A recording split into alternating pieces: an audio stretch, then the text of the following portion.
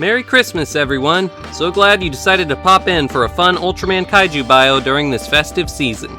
Well, then again, maybe you aren't watching this around Christmas time, but whatever, you're still welcome. I'm the Toku Professor, and as my gift to all of my students, today we are going to cover an ice monster that dominated a recent poll I put out, where I asked what kaiju I should cover for Christmas. By the way, you should really set yourself up to read the posts in my community tab. I post news and polls there you won't want to miss. But I digress. You didn't come here for advertisements. You're here to learn about Snowgon, the violent snow monster from Return of Ultraman. Well, as my Christmas gift to all of you, she is just the monster I'm going to cover. Let's jump right into the history of a monster so brutal, it actually, well, you'll see.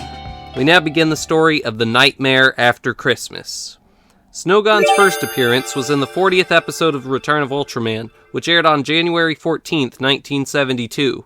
The screenplay was written by Toshiro Ishido, and the kaiju itself was designed by, possibly whatever that says.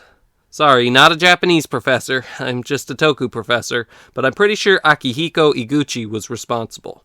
According to an Ultraman concept art book, the monster was designed with long flowing fur to remind people of a snow woman's kimono, but the suit ended up having much thicker fur instead, more like a polar bear. Snowgon's roar was created by speeding up a Margodon cry from earlier in the season. And my last behind-the-scenes fact is that when Snowgon was in its human form, it was played by Junko Arai. Okay, the stage has been set. Let's get into Snowgon's role in Return of Ultraman. But beware, this story may not be for the faint of heart. Snowgon was an ice kaiju that an alien Black, from Saturn, took with it to Earth, as part of a plot to kidnap Earthling couples so his race could secure more slaves. Snowgon disguised itself as a snow woman from Japanese folklore and worked with her alien master to freeze couples alive when they spent the night at mountain lodges the alien had taken over. Then these poor folks were shipped back to Saturn by UFO. Over the course of the episode, Go, working with Matt, with the help of Go's friends Jiro and Rumiko, were able to locate Alien Black and expose him, but Snowgon just froze the defense team in place with her ice breath. Go alone was able to pursue the alien and his monster, and because of his persistence, Alien Black called on the Snow Woman to change to her true form. Go became Ultraman Jack, and one of the most memorable battles of the series began.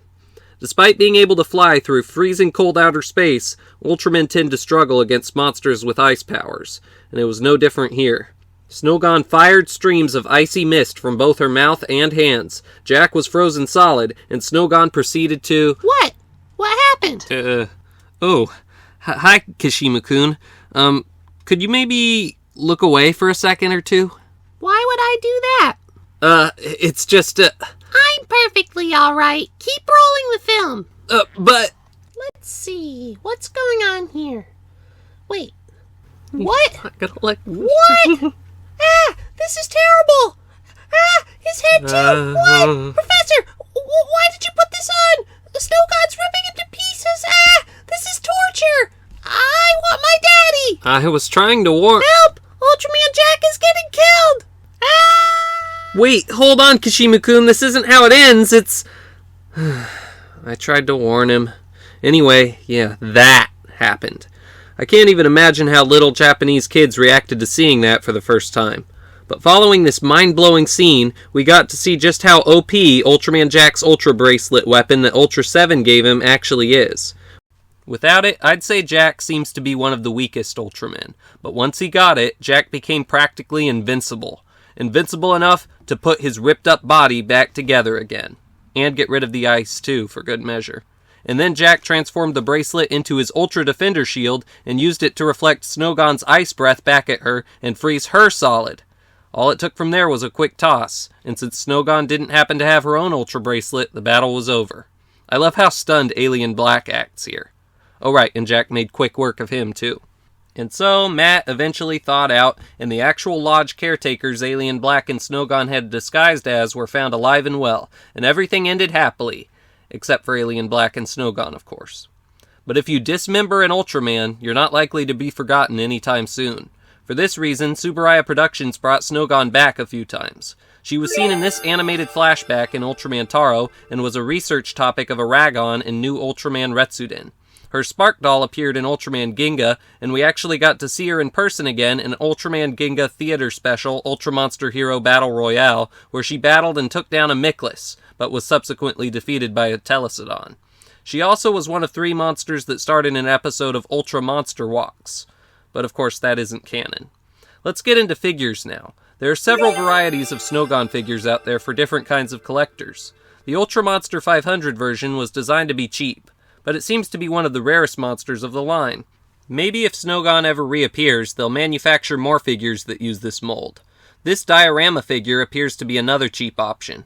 Then for the hardcore collectors, there are the Bullmark, both vintage and modern, and X Plus versions. And that wraps up our bio. There he is, Pops. Oh good, Kashimu-kun's coming back. And who's he got with him? The principal? Oh no! Professor, what's this I've been hearing from my son about the content you've been showing him? You're Kashimu-kun's dad? You dare try to scare my innocent little child?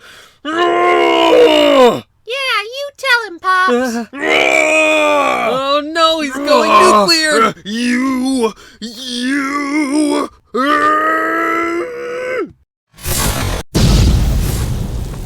That'll show him. Wait. Uh-oh. Was that maybe a little harsh, Pops? Anybody got an Ultra bracelet? Oopsie. The life of a Toku Professor. Please like, subscribe, and stay tuned for the history of Gomora, hopefully releasing in January. And I'll see you in the next video. Merry Christmas, everybody. You know, you look funny like that, Professor. Yeah, right. When it happens to me, it's funny. Got it.